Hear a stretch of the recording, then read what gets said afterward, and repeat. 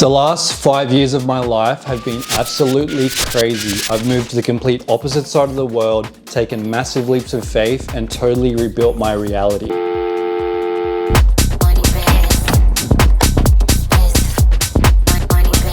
Not only has my physical world changed, but also my mindset has shifted in ways I would never imagine. Oh my God. What's up guys? If you're new to my channel, it's pretty obvious that I am not from the United States, judging by my accent. I'm actually from Sydney, Australia, but now I live in beautiful, sunny Southern California. If you're a regular viewer of my channel, you would have known that I've been living in a limbo in regards to my immigration status within the US. I'm stoked and super grateful to finally say that whole green card chapter is closed. I have my green card. The weight is off my shoulders. I can now focus on the future and bigger and better things to come. Oh yeah. Oh yeah. With that chapter done, it made me step back and realize how much has really changed. So today, I want to tell you guys 3 reasons why a kid from Campbelltown would pack his life into a suitcase and move to the other side of the world. Reason number 1 is perspective. So I grew up in Australia, and during my childhood I gravitated towards skateboarding more than anything else. I wasn't a team sports kind of kid. I would literally run home from school, throw my bag down, grab my deck, and then hit the street. I'd be tic-tacking and scraping my tail up and down the street until the sun went down. That's literally all I lived for as a child. But where I grew up in Campbelltown, the pickings were kind of slim. Like there wasn't much to skate. I had a couple of spots. One spot was a local football field up the road from my house. I had some concrete bleachers and steps that I could skate, and the other spot was called the Mexican Hat. It was basically a bowl that was in the shape of a sombrero that had been there since like the 80s, I think. They've torn it out now, but that's basically where I learned to like kick turn, roll in, skate transition, stuff like that. So I had those 2 spots, but that was about it. And also back then, skateboarding wasn't looked at as this cool thing. Like a lot of skateboarders, including myself, were deemed as outcasts, if you will. Then you look at Southern California, this place is the mecca of skateboarding. Like the weather is always good,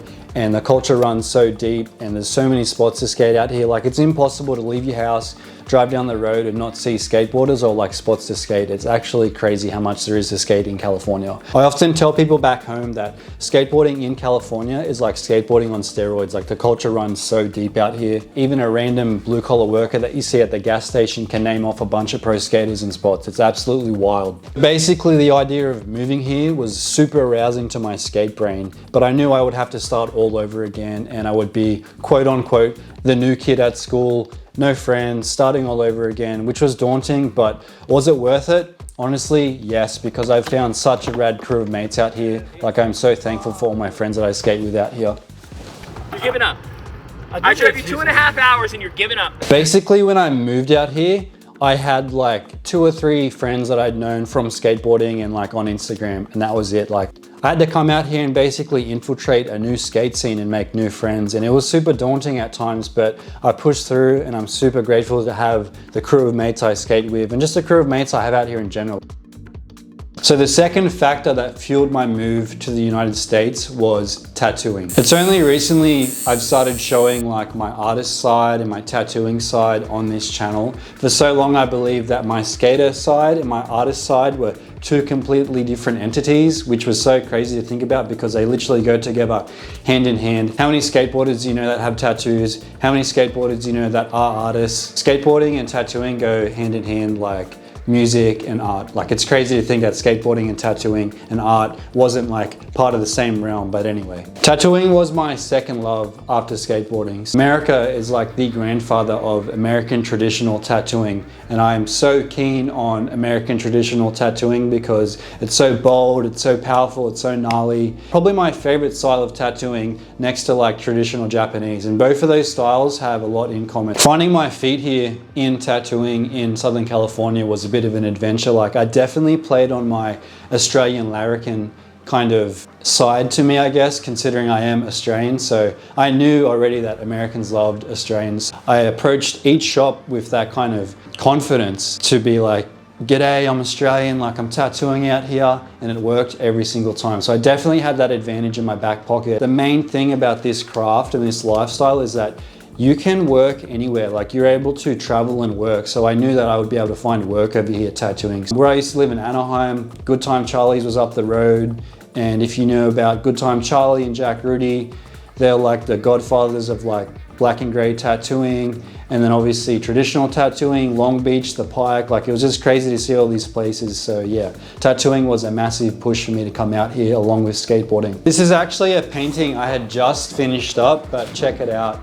I designed this for a back piece, so I'm super keen to do this on someone's back, but this is like the biggest painting I've ever done, and it came out super gnarly, super sick, and I actually had a lot of fun during the process. Like, I'm bummed that this is over, but I'm super motivated to like draw and paint more, so be on the lookout for like more larger scale work from me. If you're from the tattoo side of the realm that I'm living in, on this channel, if that makes sense. So yeah, be on the lookout for like more bigger style tattoos, and hit me up if you want to get tattooed as well. I'll leave a link in the description below if you want to come and get a tattoo by me.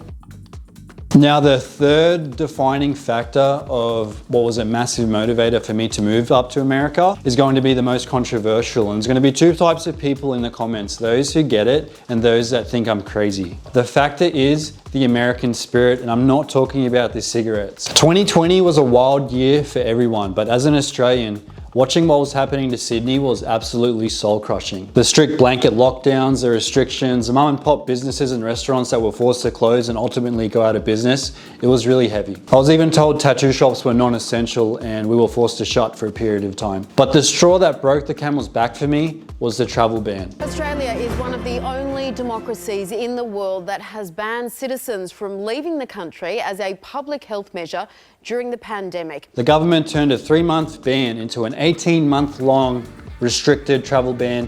You were told no one can leave, and that is where the American spirit comes in. This country was born out of telling a king 3,000 miles away to get lost. It's about independence. Stepping foot on US soil and feeling that sense of personal liberty was a motivation that I needed to stay, even when I got homesick. And honestly, what's more American than freedom, 2-stroke dirt bikes, and the smell of premix in the morning? So for anyone watching this that feels stuck in their hometown, I encourage you guys, just think about the possibility of moving. Even if it's just for 6 months, and like even if it's just an hour away, up the coast, down the coast, to the beach, up the mountains. I know you guys are thinking like, I should move. Like, I wonder what my life would be like if I moved over there, but it is scary. And it is the unknown. What if I told you that everything that you want and desire is on the other side of that unknown? You just have to push through. And once you break through that barrier and kind of lean into it, everything you want is right there. You just have to be bold enough to chase it. I've talked to a bunch of people over the years from Australia that have had the thought of leaving, and I always tell them like, yo, Australia is always going to be Australia. Your life down there is probably pretty predictable. Once you leave your comfort zone, that's where the real magic happens. I'm a massive overthinker, so I know it's scary, but everything that you desire is on the other side of that fear. You just have to let go and trust. Drop it. Ready? Left hand. Get it. Oh, I got that one. That was a good one. As we head into the new year, I'm super stoked. We're going to be taking a trip to Georgia to see the South. And then in October, Rachel and I are taking a trip back to Australia. And she's never been. It's been her dream to go to Australia since she was a little girl. And I know once we land in Sydney, I'm going to turn into the biggest like tour guide for her down there. I'm like so excited. It's funny because in high school, Rachel told all her friends that she was going to marry an Australian, and now here we are. Your knees and joints Best hurt like husband this. ever! So if you guys have made it to this point in the video, thank you so much for taking time out of your day to watch this. I had a ton of fun making this video and editing it. Like, I know it's a lot different to my usual style of content, but I had heaps of fun making this video. So please let me know in the comment section below if you're keen to see more vids like this. And also, if you guys have moved anywhere in the world or anywhere in the country, please share your experiences below. And if you think I'm an idiot for moving to the United States, please share your opinions in the comment section below as well. Keen to hear all of it. Check out eveningmob.com. Just made these new hoodies. I screen print all this stuff myself, so make sure you head on over to eveningmob.com. Grab one of these hoodies. You'll get free stickers with every order. That's about it. Really hope you guys have had a wonderful Christmas, and I wish you the best in the new year, and I hope to see you guys then. Cheers for watching. All right, here.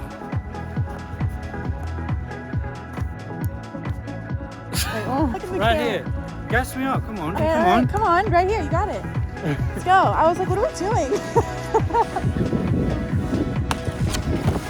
That was first tee. That was If I was over my back binding, that was blunt to fakie first try. Fucking The hell. fuck is going on, guys?